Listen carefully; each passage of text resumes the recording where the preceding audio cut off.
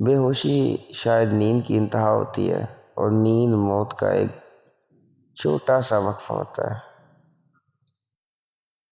یہ زخم بھی کتنے بے وفا ہوتے ہیں، مسیحائی کا مرہم ملتے ہی کیسے اپنا مسکن ہمارے جسم پر چھوڑ جاتے ہیں، وہی جسم جو ان کے زخموں کی خاطر کیسے کیسے عذاب اور درد جھیلتا ہے، یہ اسی کو بھول جاتے ہیں۔ عموماً قدرت جنہیں دولت دیتی ہے، بدلے میں ان کا دل نکال لے جاتی ہے۔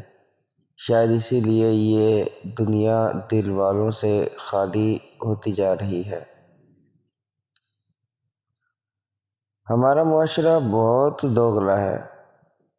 جس شخص کی غیر موجودگی میں اس کی رتبے اور دولت پر ناز ہونے کے شک میں ہزار باتیں بناتا ہے، اسی شخص کے آنے پر پوری تعظیم کے ساتھ کھڑے ہو کر ملتا ہے، اس سے ہزار سفارشیں کرواتا ہے اور ساتھ کھڑے ہو کر تصویریں بناتے میں فخر محسوس کرتا ہے۔ واقعی دولت ہزار عیبوں کا ایک پردہ ہے۔ بظاہر باہر سے اجلی آنکھوں کو خیرہ کر دینے والی دنیا اندر سے کبھی کبھی کتنی تاریک اور سیاہ نکلتی ہے۔ صدمے کا تعلق ہمیشہ غم ہی سے نہیں ہوتا، کبھی کبھی اچانک مل جانے والی بے پناہ خوشی بھی ہمارے عمومی رویے سے متصادم ہو جاتی ہے۔ شاید ساری بات ظرف کی ہے، خوشی ہو یا غم ہمارے ظرف کے پیمانے سے بڑھ جائے تو ہم اپنی ظاہری شخصیت کو رکھ رکھاؤ کھو بیٹھتے ہیں۔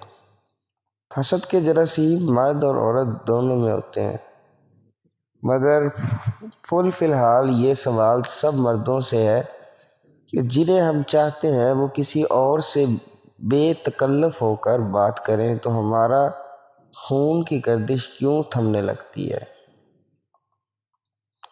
کانٹوں جیسی چبھن اور کسک ہمارے وجود کو کیسے چھلنی کرنے لگتی ہے؟ کیا اسی کو رکابت کہتے ہیں؟ ساری رات میں اپنے بستر پر کروٹیں بدلتا رہا۔ یہ رکابت تو محبت سے بھی زیادہ جان لیوا آزار ہوتی ہے۔ کون کہتا ہے انسان نے جدید دور میں نئے ہتھیار، نئے ڈرون ایجاد کر کے تباہی پھیلائی ہے؟